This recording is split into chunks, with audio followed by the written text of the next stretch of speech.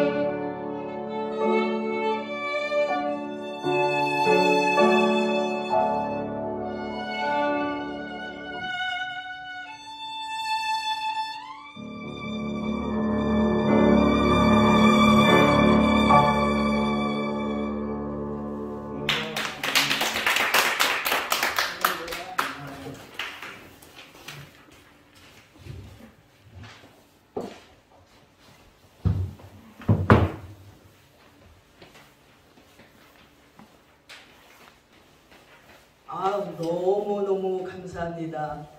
이렇게 아름다운 선율로 시작되는 예배를 이렇게 드릴 수 있어서 얼마나 좋은지 모릅니다. 하나님의 은혜가 넘쳤습니다. 코로나 바이러스로 힘들기도 하지만 또 그 덕분에 이렇게 주일날마다 이렇게 연주를 들을 수 있어서 얼마나 감사한지 모릅니다. 예, 우리는 인생을 살면서 우리가 예고치 않았던 슬픔들이 참 많이 있습니다. 정말 기쁘고 좋은 일들만이 우리 인생에 있기를 원하지만 원치 않았던 슬픔들이 찾아올 적에 그 슬픔들을 어떻게 대처들을 하고 계시는지요. 지난 16일 날 미국 애틀랜타에서 또 총기 난사 사건이 생겼고 우리 한인 교포들이 4명이나 그렇게 사망을 했습니다. 미국 땅으로 가서 잘 살아보려고 이민을 갔을 터인데 이렇게 허무하게 원한도 없는 무차별적인 총기 난사로 죽음을 맞이해야 되는 슬픔은 또 어떠할까요? 그의 가족들은 얼마나 황망한 마음이 들까 하는 생각을 해보았습니다. 사랑하는 여러분은 이렇게 예고 없는 슬픔들이 찾아올 적에 어떻게 하시는지요? 온 세상이 다 나를 버리고 외면한 것 같을 때에 여러분은 어떻게 하시는지요? 또한 해결할 수 없는 고민과 슬픔으로 죽게 되었을 적에 여러분은 어떻게 하십니까? 사람들은 죽겠다고 약도 먹어볼 것이며 공연실의 친구들과 싸워보기도 하고 하나님 말씀과 부모님 말씀을 청개구리처럼 안 들어보기도 하고 술 마시고 노래하고 춤추고 여러 가지 일들을 해보지만 정말 그 알 수도 없는 슬픔들, 아니 이유가 너무나 분명한 슬픔들이 우리들을 내려누를 적에 여러분들은 어떻게 하시겠는지요? 사랑하는 여러분, 내 마음이 심히 고민해서 죽게 되었을 적에 그 예고 없는 슬픔들이 우리들의 인생을 가로막고 있을 적에 여러분들은 어떻게 하시는지요? 오늘 본문에 우리 예수님도 심히 고민하여 그리고 슬퍼하사 죽을 지경이라고 했습니다. 알지도 못하는 인간들, 죄에 찌들은 인간들을 위하여서 그렇게 비참하게 십자가에서 죽으시고 싶었을까요? 신성이 있으시지만 지금도 인성이 있으신 그분이 그 고통이 어떠한 줄 아시는 우리 주님이 그 십자가가 얼마나 무서웠을까, 얼마나 두려웠을까 하는 생각을 해봅니다. 여러분, 예수님은 하늘의 왕자님이십니다. 하늘과 땅에 두려울 것이 없으신 분입니다. 그분이 내가 슬퍼서 내가 고민되어 죽을 지경이라는 말은 성경 전체를 보아도 여기뿐이 없습니다. 저는 그 말씀을 묵상하면서 어느 날 정말 가슴이 아팠습니다. 우리가 심히 고민해서 슬퍼서 죽게 됐다는 건 당연하죠. 우리들은 죄로 말미암아 날마다 우리는 죽게 돼요. 날마다 우리는 슬퍼하고 날마다 우리는 고민합니다. 그러나 아무 죄도 없으신 만왕의 왕이시고 그러신 우리 예수님이요, 못할 것이 없는 그분이 내가 심히 고민하여 정말 슬퍼하사 죽게 됐으니 제자들에게 나와 함께 깨어있으랍니다. 예수님의 기도할 적에 옆에 깨어있어 함께 기도해달라는 말씀이었습니다. 사랑하는 모든 이에게 버림을 받는 것도 끔찍하셨겠지만 그들의 배신도 기가 막히셨겠지만 더 큰 슬픔은 하나님과의 단절입니다. 그분은 죄를 경멸하시는 분이시니, 그분은 우리의 악독을 싫어하시는 분이시니 예수님에게 모든 죄가 전이되고 그분이 우리 대신 사형을 받을 죄인이 되셨을 적에 예수님은 극악한 죄인을 대신하는 것입니다. 그때 하나님은 등을 돌려버리셨어요. 우리 예수님은 하나님의 등 돌림을 견딜 수가 없었던 것입니다. 그분은 어둠이 없는 분이시니 그 어두움을 어떻게 견디라는 것입니까?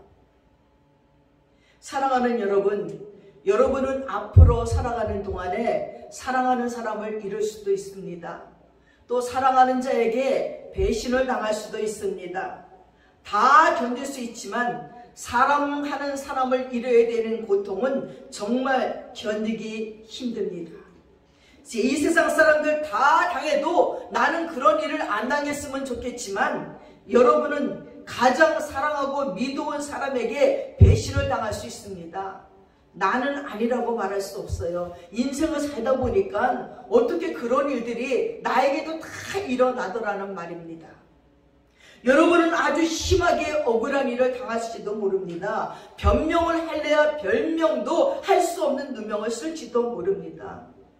여러분은 이 다음에 무엇인가 되고 싶지만 아무것도 되어지지 않은 자신의 모습 때문에 비참해할런지도 모릅니다.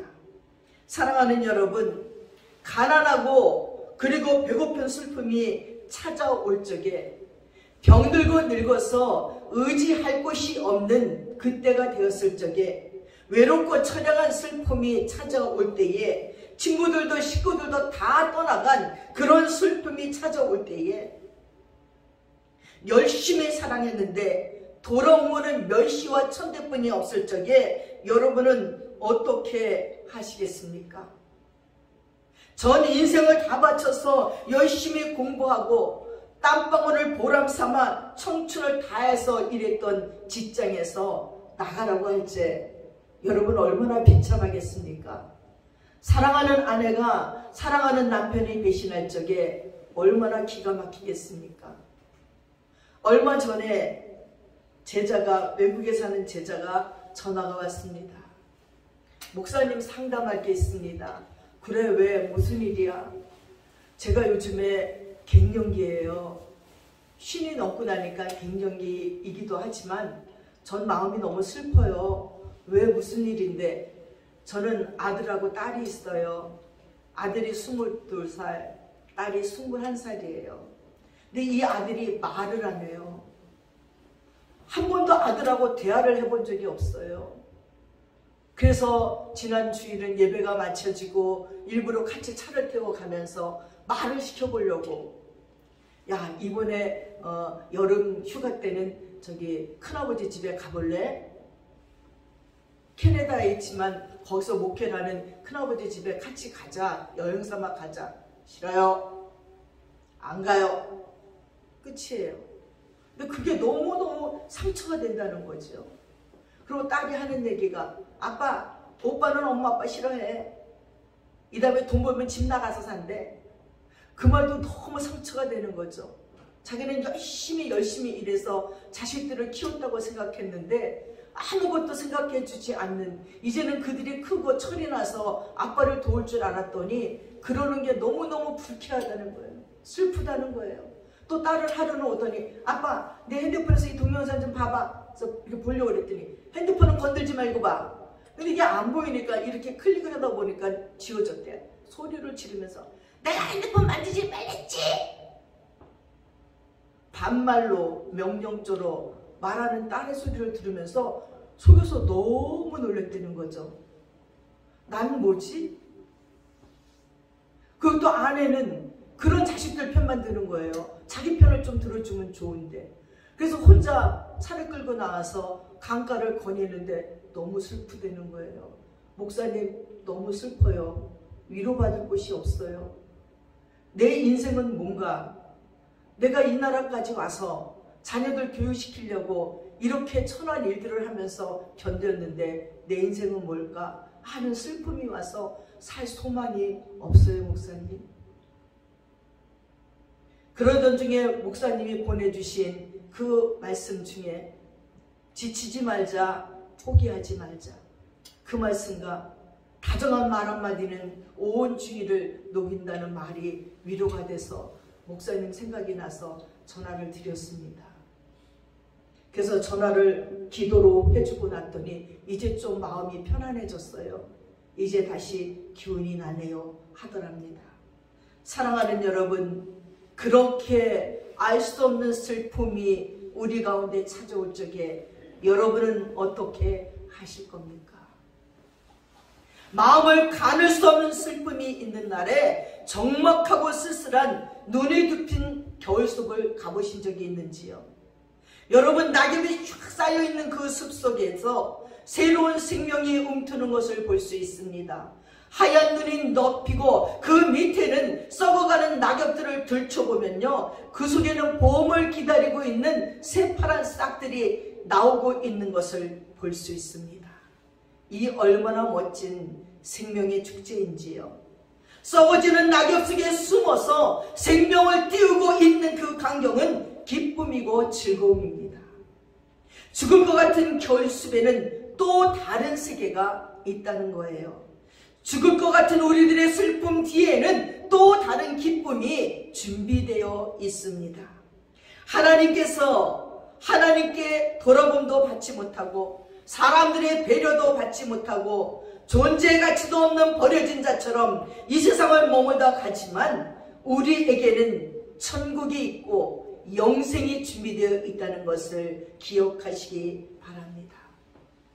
제가 땅콩 박사라는 별명을 가진 조지 워싱턴 카버 박사의 책을 읽고 엄청 감동을 받았습니다. 정말 이 박사님은 겨울과 같은 자신의 비참한 인생을 비참한 삶을 새 움이 트는 봄으로 바꿔버리신 분입니다. 어떤 사람이 조지 워싱턴 커버 박사는 미국 역사상 가장 특출한 사람이라고 말했습니다.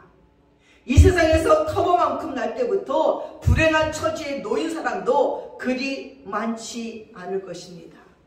그는 아버지 어머니가 어떤 사람인지, 자기가 세상에 태어난 해가 언제인지도 모릅니다. 그래서 생일을 모릅니다. 그는 노예 제도를 종결시키는 남북 전쟁의 초기에 한 흑인 노예의 몸에서 태어났습니다. 그는 태어날 때부터 몸이 너무 허약하고 또 환경조차 좋지 않아서 사람 구실도 못하고 일찍 죽을 것이라고 사람들은 생각했습니다. 근데 신기하게도 그는 죽지 않았어요. 그가 처해 있는 환경이 괴되지만도 못하는 그런 구박을 받으면서 자랐지만 그의 정신은 뒤틀리지 아니했고 병들 수밖에 없었는데도 그러하지 않았습니다. 그런데 그는 그러한 인물로 자라지 아니하였고 자기를 괴되지만도 못하게 여기는 사람들에게 대해서 적의를 품기보다는 호의로 대했습니다. 그가 처해 있는 환경은 어둡기만 했지만 그의 마음은 언제나 희망과 강령으로 꽉 차 있었습니다. 미국 중서부 지방에서 이읍으로 저읍으로 흑인 소년들의 공부할 수 있는 학교를 찾아다니면서 노동하면서 공부했습니다. 그는 청년 시절의 길거리와 집 추녀 밑을 자기 집으로 삼고 살았습니다. 굶주림과 헐벗음에 그런 면하는 날이 별로 없이 그는 자랐어요. 그래도 조금 더 뜻을 굽히지 아니하고 배움의 길을 찾았습니다. 이 커버의 여러 가지 발명의 공정은 면화 재배만을 생업으로 삼고 있는 미국 남부 지방을 완전히 해방시켰습니다. 커버만큼 식물 속에서 일어나는 화학작용을 많이 알아낸 사람이 없다는 거예요. 그 작용을 인간 생활에 이용할 수 있는 방법을 알아낸 사람도 없다는 것입니다. 그는 농협, 경역학, 영양학, 발생학, 세균학, 식물병리학을 연구했고 땅콩을 가지고요 105가지나 되는 아주 맛 좋은 음식물과 200여 가지나 되는 식용품을 만들어냈어요. 그리고 고구마를 가지고 대형 밀가루, 풀 따위에 118가지의 식용품을 만들어냈어요. 고구마 하나 가지고. 또한 여러가지 식물의 열매와 줄기와 또는 뿌리를 가지고 500여 가지나 되는 식물성 물감도 만들어냈습니다. 여러분, 복도들에게 엄마와 여동생이 끌려가고 조지는 주인이 이 한 마리의 경마를 주고 그를 구해왔어요. 이 미국 주인이요, 이 노예들을 볼 적에 너무 착하고 좋은 거예요. 그냥 이 남북전쟁이 일어날 적에 폭도들이 와가지고서는 그 흑인들을 몽땅 잡아가는 거예요. 그때 끌려갔어요. 그러니까 이 조지 카버가 6살쯤 될 적에 끌려간 거예요. 6, 7살 때문에 끌려간 거예요. 근데 이 주인의 마음에 이 아이가 너무 영특하고 너무 똑똑해서 아까운 거예요. 근데 끌려간 그들을 다시 사와야 되는데 이 미국의 이 농장 주인들 돈이 없는 거예요. 겨우 있는 것이라고는 정말 그 경마 하나뿐이 없었어요. 그래서 이 경마를 그들에게 갖다 주고 겨우 그 어린 소년 조지만 데리고 왔어요. 흑인이라는 온갖 천대와 멸시 속에서 그는 공부를 했고 부지런했고 모든 식물과 온갖 잡다한 것에 대한 연구를 했어요. 그리고 그림을 그렸고 노래를 불렀고요. 피아노로 순회공연을 할 정도로 실력이 있었어요. 그래서 이 미국의 이 주인이 그 커버에게 말합니다. 막 알아본 거예요. 커버야, 조지 커버, 공부할 수 있는 길이 얼마쯤 가면 거기에 흑인을 받아주는 학교가 있단다. 근데 나는 너에게 그 경비와 공부할 돈을 줄 능력은 없다. 그러나 네가 공부에 대한 열정이 너무 많으니까 네가 한번 거기를 찾아가 봐라. 그래갖고 그냥 며칠 먹을 거와 그리고 개나리 무침 하나를 들고 그 학교를 찾아가요. 근데 도착하니까 밤이었어요. 맨날 며칠 굶었고 힘이 없고 그날따라 비가 오는데 학교 문을 팍 두드리는 거예요. 그러니까 이제 뭐 학교에 수희 아저씨가 나왔겠지요. 전 여기서 공부가 하고 싶어요. 저 문 좀 열어주세요. 안 열어주는 거야. 근데 밤새도록 두드리니까 그 다음날 새벽에 너무 두드리니까 거기 교장이나 넌 도대체 뭐냐? 여기서 흑인을 받아준다 그래서 공부하러 왔습니다. 그럼 너 돈이 있냐? 돈도 없습니다. 잘 곳은 있냐? 잘 곳도 없습니다. 아니 그렇게 아무것도 없는 너를 우리가 왜 받아줘야 되냐? 또 들어가는 거예요. 근데 커버가 거기서 하루 왼쪽에 두드리면서 그 애원을 하니까 교장이 하도 보다 너무너무 끈질기니까 나와서 그러면 좋다. 너를 시켜주는데 그 대신 너는 학교를 청소하고 그리고 학교 그 숙제실에서 자고 그럴 수 있느냐? 하니까 좋습니다. 그래서 내가 그냥 학교를 청소하는데 반짝반짝 청소하고 그리고 공부하고 그러는 커버를 보면서 그 교장에 감동을 받습니다. 그렇게 공부하는데 전교조 1등인 거예요. 그러면서 거기에서 헛간 같은 곳에서 연구하기 시작하는 거예요. 뭐든지 연구하는 거예요. 그러던 중에 자기 가엾은 동족들에게 내가 배운 것을 가르쳐 주려고 지식에 굶주려 있는 자신의 동족들에게 전해주기 위해서 그는 결혼도 하지 않고 공부하고 연구합니다. 그래서 미국 남부는 100년 동안에 목화 농사만 하고 살았기 때문에 토양이 척박해서 소출이 점점 줄어들어요. 그래서 이 목화밭에다가 이 커버 박사가 땅콩을 심으라고 얘기합니다. 근데 땅콩을 심었는데 너무 땅콩이 잘 된 거예요. 그러면 진짜 동네 창고마다 막 땅콩이 가득 찬데 아니 이 땅콩을 볶아 먹고 해 먹고 뭐 얼만큼 먹습니까? 이 땅콩을 쳐치고 다닌 거예요. 처음에는 너무 좋다고 막 박수치더니 이제는 막 동네 사람 네 땅콩을 도대체 어떻게 할 거냐 갖다 버릴 수도 없고 농사는 너무 잘 돼서 창고마다 집집마다 가득 찬데 이거를 뭐 언제 다 먹고 언제 팔 데도 없고 이거 어떡하느냐 고민이 생겼어요.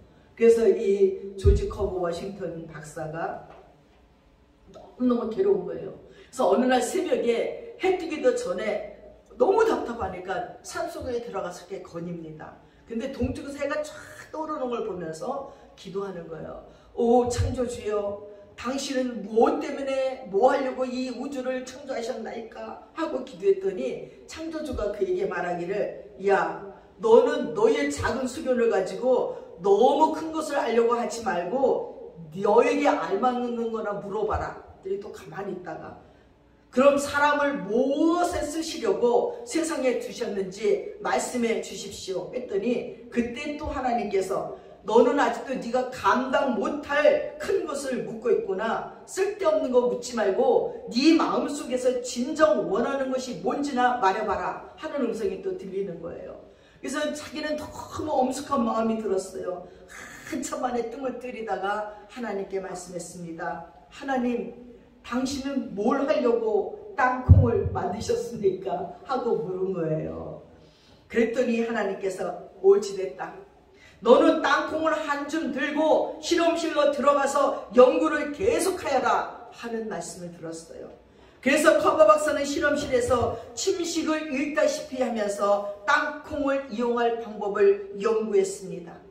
땅콩 기름에 약간의 물을 붓고 열을 가하면서 소금과 설탕을 조금씩 넣으면서 휘저어서 그대로 두고 식히니까 걸쭉한 우유가 됐고 마가린이 되고 비누가 되고 요리용 또는 피부에 바를 수 있는 기름을 만들고 화장품을 만들고 사탕을 만들고 땅콩 버터를 만들고 그리고 인조 밀가루를 만들고 잉크를 만들고 물감을 만들고 구두약을 만들고 크레오스토도 연고 크림을 만들고 땅콩 껍질로 전기 전열판 땔감 접착제 인조 대리석을 만들었습니다.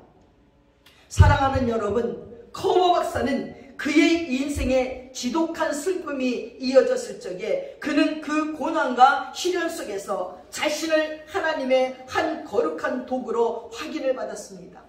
그리고 그는 말하기를 창조주께서는 우리에게 동물, 식물 및 광물 세 가지를 만들어 주셨습니다. 그런데 이제는 이것들을 합성해서 만드는 합성물질을 세 개를 마련하여 주셨다고 말했습니다. 커버 박사는 농산물을 이용해서 다른 물질을 만들어내는 학문 곧 농산물 응용화학의 시조가 됐어요. 이런 거를 발명해 놓으니까 기업들에서 막 찾아오는 거예요. 근데 커버 박사의 집은 다 쓰러져가는 창고 오목살이 집에 안을 들여다보니까 쓰레기통에서 가져온 깨진 우유, 먹다 버린 우유병, 깡통 이런 걸로 다 연구하는 연구용품을 만들어 놓고 옷도 많이 입고 그러니까 기업에서 돈을 주겠다. 발명한 걸 우리한테 팔아라. 그랬더니 커버 박사가 아닙니다. 이거는 하나님이 주신 겁니다. 다 공짜로 줬어요. 그리고 공짜로 가져간 그 기업들이 엄청나게 부자가 돼서 카보에게 돈을 주고 막 하려도 안 받는 거예요. 자기가 돈을 많이 받으면 교만해져서 연구할 수 없다는 거예요. 그리고 한 달에 29달러를 받고서 그 학교에 그냥 교수로 머물러 있었다는 겁니다. 그러니까 여기저기서 막 큰 집을 주고 오라고 막 해도 안 가는 거. 왜 안 가냐? 나는 여기 오두막에서 연구를 해야 되고 또 요 앞에 있는 조그만 교회에 가서 주일이면 주일학교 아이들을 가르쳐야 되는 일이 내게 너무 중요하기 때문에 나는 갈 수가 없다는 거예요. 그랬더니 하루는 어느 큰 대학에서 강의를 부탁한 거예요. 강의를 부탁했는데 입구가 양복이 없는 거예요. 그러니까 제자들이 양복을 한 벌 사준 게 있는데 이제는 꼬집꼬집한데 넥타이가 없어가지고 옥수수 그 이파리로 넥타이를 이렇게 묶어가지고 그 학교를 갔어요. 버스 타고 기차 타고 학교 갔더니 교문 앞에서 수위가 안 들여보내주는 거예요. 노숙자인 줄 알고. 그랬더니 그런 저기 이스라엘실에 전화 걸어보라. 놀래가지고 사람들이 올려서 커버 박사니까 놀래갖고 세상에 왔는데 완전 그지. 근데도 조금도 부끄러워하지 아니하고 그 안에 있는 놀라운 실력들이 그 안에 있는 엄청나고 방대한 지식들이 아무도 그를 무시할 수가 없었고 그리고 그는 가난한 자기 민족을 위해서 피아노로 순회 공연을 할 정도로 음악에도 아주 실력 있는 자였다는 것입니다. 사랑하는 여러분, 조지 커버 그는 그의 운명에 슬픔이 찾아왔을 적에 그 슬픔이 자신의 경우에만 유일하다고 생각하지 않았다는 겁니다. 슬픔은 우리가 살고 있는 이러한 세상에서는 여러 가지 형태로 우리에게 타격을 주게 되어 있습니다. 미완성의 세계에서 미완성인 사람들과 살아가려면 고통과 슬픔을 갖지 않을 수가 없습니다. 왜 이러한 것들이 찾아오는가 하는 것은 질문이 될 수 없습니다. 이러한 것들이 찾아와서 우리에게 무엇을 행하는가 하는 질문이 바른 질문입니다. 겟세마네 동산에서 예수님은 고민하고 슬퍼했습니다. 만왕의 왕이신 그분이 못할 것이 없으신 그분이 내가 고민해서 죽을 지경이라고 말했습니다. 여러분, 그 슬픔을 누가 대신할 수가 있겠습니까? 그리고 주님은 누구를 위한 슬픔을 겪고 계시는 겁니까? 우리는 슬픔에 빠져있는 사람들에게 값싼 충고를 할 수 있습니다. 그러나 우리는 지금 값싼 충고를 드리려는 것이 아닙니다. 슬픔 속에 우리 주님은 어떻게 역사를 하셨는가를 느끼라는 것입니다. 슬픔 속에 하나님은 사람들은 어떻게 살았는가를 느끼라는 것입니다. 사랑하는 여러분, 첫 번째 그 슬픔이 우리 자신에게만 유일하다고 생각하지 마시기 바랍니다. 두 번째는 스스로 자기 연민에 빠지지 마시기 바랍니다. 조지 커버는 학교에 가고 싶어서 그의 주인 아저씨에게 학교에 보내달라고 애원을 하니 조지의 어깨를 두드리면서 조지야, 너는 학교에 갈 수 없단다. 그 학교에서는 흑인 아이는 받아주지 않는단다. 근데 이 아이가 너무너무 조르니까 그 주인이 찾아와 갖고 흑인 아이를 처음으로 받아주는 학교를 가르쳐주고, 그 학교를 찾아가는 길이 험하고 험해도 가서 공부를 했습니다. 사랑하는 여러분, 장미꽃에는 붉은 장미도 있고 노란 장미도 있지 않느냐는 말을 그가 했는데, 왜? 너는 흑인이기 때문에 안 된다는 말을 듣고, 아니 나는 흑인인 것이 아무런 열등감이 없습니다. 색깔이 다른 게 뭐가 다르다는 겁니까? 장미꽃도 붉은 장미, 노란 장미가 있는데 피부색이 검었고 하얗고가 뭐가 문제입니까? 하고 대답했습니다. 자연계의 모든 것에도 그런 구별이 없는데, 햇빛은 검정이나 희거나 가리지 않고 골고루 비춰주고, 또 비가 내릴 때도 그런 구별이 없는데, 옳고 그른 것을 구분할 줄 아는 사람들이, 어른들이 그렇게 차별하는 것은 부당하다고 느꼈을 뿐입니다. 그는 너무 원통하여 땅에 엎드려 통곡하고 울었지만 자기 연민에 빠져서 꿈을 포기하지는 않았다는 것입니다. 세 번째는 스스로 지나치게 슬퍼하지 마십시오. 많은 사람들은 사랑하는 사람이 죽으면 그렇게 지나치게 슬퍼함으로 그 사랑을 보여주려고 합니다. 그러나 그것은 잘못된 생각입니다. 지나친 슬픔은 사람을 타락시킵니다. 제가 전에 부산 정신과에서 어떤 집사님이 남편이 죽고, 그 남편이 죽어서 막 울다가 정신병에 걸렸다는 거예요. 그래서 그 부산대병원의 정신병원에 기도 좀 해달래서 갔는데, 아니 이 여자는 밤만 되면 누가 때린대요. 그래서 그냥 침대에서 일어나 이구석 저구석에서 그거 매를 맞는데, 그 매 맞는 소리가 너무나 끔찍해서 이 딸이 견딜 수가 없는 거예요. 엄마를 간호하는데. 아니 근데 귀신이 때리는데 진짜 온몸에 막 채찍자국 멍이 다 들었어요. 아니 이걸 뭐 어떻게 설명할 수가 없는 거야. 아니 눈에는 안 보이는데 엄마는 막 맞느냐고 막 으악 맞고, 진짜 몸을 보면 다 멍투색이니 꼭 자기가 엄마를 때린 것 같은 그런 기분이라서 초청을 해서 가서 기도를 했습니다. 여러분, 너무 슬퍼하면 그 슬픔 속에 귀신이 들 수 있다는 것입니다. 그 슬픔이 지나치면 사단이 역사하게 되어 있습니다. 그래서 주님은 항상 기뻐하라 그랬어요. 그 슬픔도 주님께는 이유가 있기 때문에 주시는 것입니다. 아니 이미 우리 주님이 그 슬픔 모두를 감당하셨기 때문이에요. 네 번째는 슬픔을 퍼뜨리지 마십시오. 여러분의 슬픔을 이해심 있는 친구들과 서로 나누는 것은 좋은 일이지만, 고통을 말해버리는 것이 때로는 고통을 경감시키는 일이기도 합니다. 그러나 우리의 슬픔을 만나는 사람들마다 발표하지 마십시오. 그 슬픔을 만나는 사람들에게마다 말하지 말라는 거예요. 그 슬픔은 전염병과 같아서 많은 사람을 어둡게 한다는 거죠. 다섯 번째는 슬픔에 몸을 맡기고 그 슬픔이 계속될 것이라고 생각하지 마십시오. 우리가 슬픔을 일부러 간직하려고 하지만 않는다면 절대로 그 슬픔은 계속되지 않아요. 시간은 위대한 치유자입니다. 다윗 왕도요, 자신의 아기가 죽기 전에는 금식하고 통곡하며 하나님께 아기를 안고 살려달라고 정말 눈물로 통곡하며 기도했습니다. 근데 그 아이가 죽자 다윗은 툭툭 털고 금식을 끝내고 음식을 먹고 다시 일상으로 돌아와 기운을 찾았습니다. 그 슬픔에 몸을 맡기지 않고 그를 움직여가는 하나님께 자신을 맡겼습니다. 그래서 그는 죄인이지만 위대한 왕이 될 수가 있었습니다. 여섯 번째는 슬픔과 직접 싸우지 마십시오. 조지 카버 박사는 흑인이라는 슬픔과 노예라는 슬픔과 가난이라는 슬픔과 멸시받는다는 슬픔을 다른 사람들을 위해서 건설적인 일에 투자했습니다. 그는 다 낡고 쓰지 못하는 백품들을 모아서 미국 남부를 재생시키는 운동을 일으켰습니다. 그는 13명의 학생을 가지고 시작했고 그 중에서도 자기 자신부터 시작했습니다. 그는 자기의 이익을 위해서나 또는 학교를 위해서 티스키키라는 곳에 있는 것이 아니라 자기가 가르치는 학생들로 하여금 자기네 민족을 재생하는데 도움이 될 만한 인물로 만들기 위해서 있다고 말했습니다.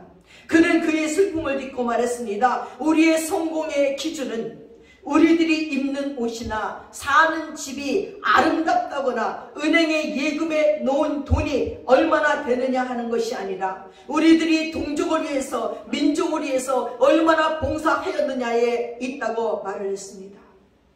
그렇게 다른 사람을 위해서 건설적인 일을 함으로 슬픔으로부터 우리의 관심을 돌리는 것입니다. 슬픔을 이를 악물고 견디는 방법은 우리를 긴장하게 만들기에 실패를 합니다. 우리가 긴장을 하면 평안을 주시므로 치유하시는 하나님의 능력이 우리에게 전달이 안 될 수도 있습니다. 7번째는 불평하지 마십시오. 우리가 불평을 하면 우리 마음의 그 불평을 정당화해줄 이유를 여기저기에서 찾게 되는 거지요. 우리가 어떤 것에 대해서 불평을 하기 시작을 하면 우리는 불평을 해야 할 일이 점점 많아지게 됩니다. 그러니 슬픔을 봤을 적에 불평하지 마십시오.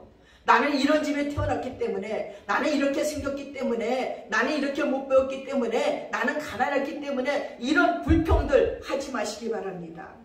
사랑하는 여러분, 그러나 이런 조항들은 승리를 향해 가는 길에 세워진 위험한 신호들 뿐입니다.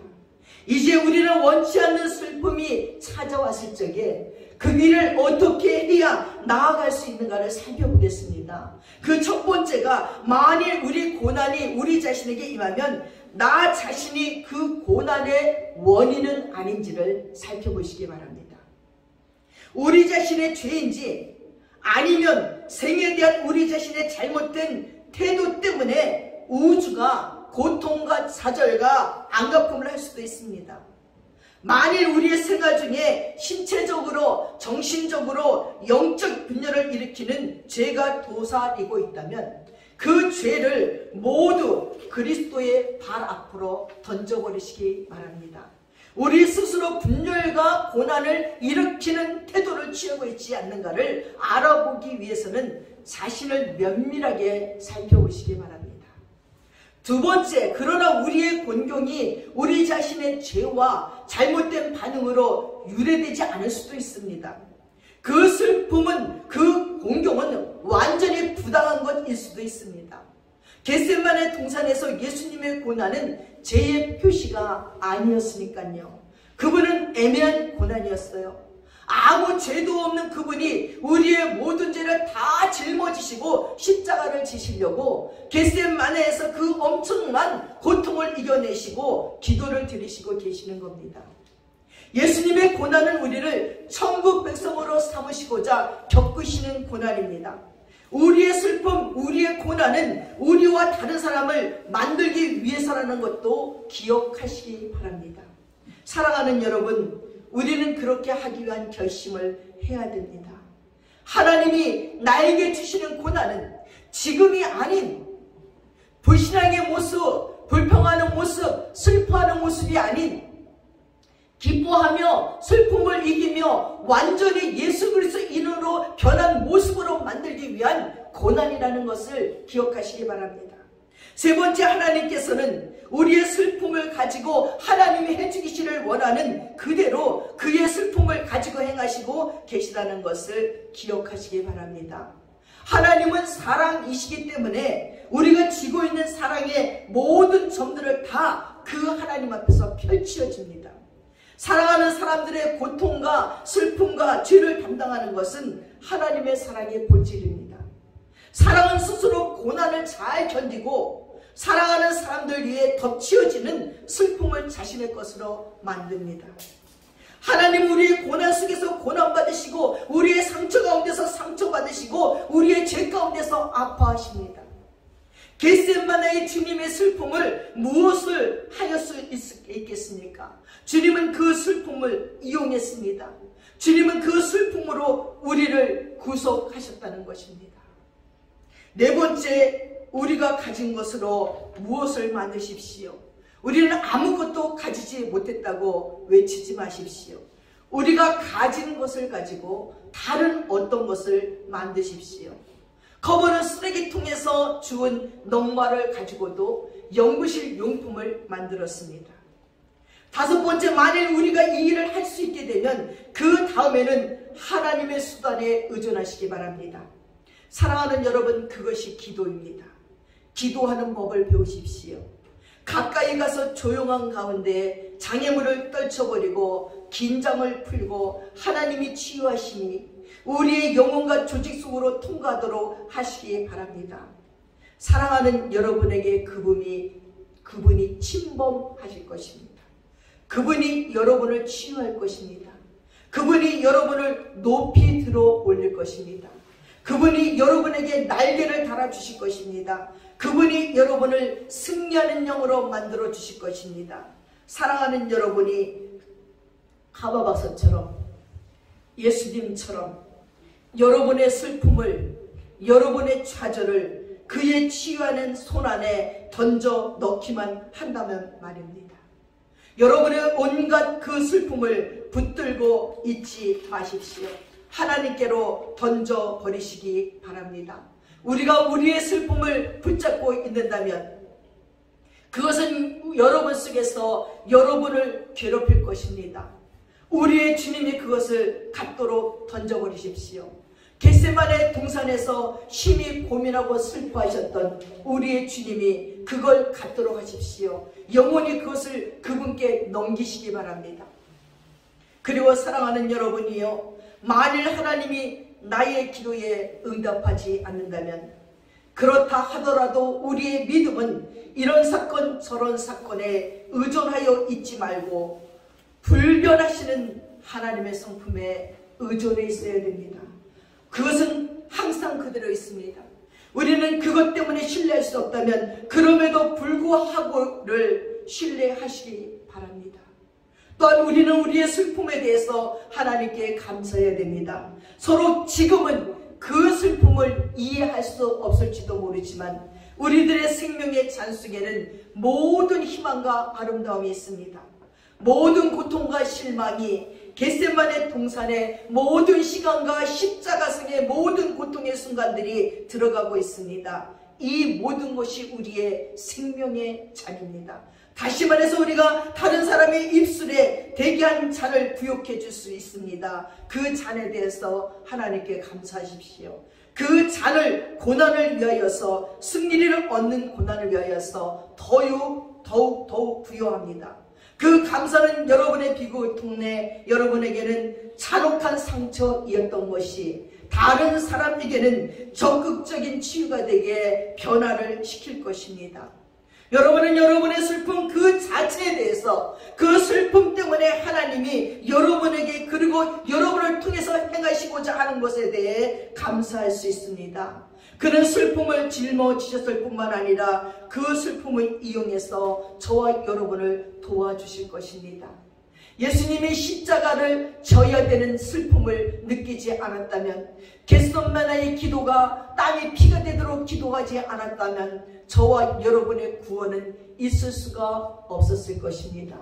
슬픔을 승화시켰던 예수 그리스도의 본을 따라서 우리도 우리들의 슬픔을 승화시켜서 정말 그것이 모든 자들에게 유익이 되고 내 인생에 가장 유익이 되는 슬픔으로 만드시기 바랍니다. 기도하겠습니다.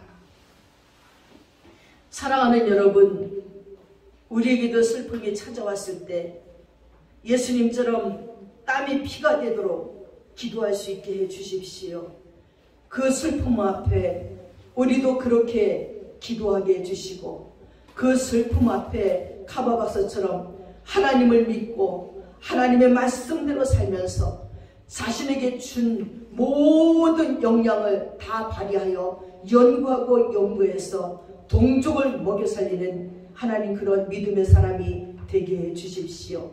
슬픔 앞에 불평하고 불만을 터뜨리지 말게 하시고 그 모든 것들을 수용하면서 이 슬픔의 잔에 담긴 하나님의 영광을 보게 하소서. 이 슬픔의 잔에 담겨있는 희망과 소망을 보는 저희들이 되도록 축복해 주시옵소서. 코로나 바이러스라는 이 슬픔 속에 담겨져 있는 하나님의 뜻과 의미를 발견하는 우리 모두가 되게 도와주시고, 이 코로나 바이러스라는 이 잔 속에 담겨진 이 슬픔을 통하여서 우리가 하나님의 백성임을 알게 하시고, 우리가 하나님 앞에 어떤 존재인지 깨닫게 도와주시고, 어떻게 행동해야 되는지, 어떻게 기도해야 되는지, 어떻게 회개해야 되는지를 깨닫는 우리 모두가 되게 해 주시옵소서. 감사드리며 우리 예수님의 이름 받들어 기도드렸사옵나이다. 아멘.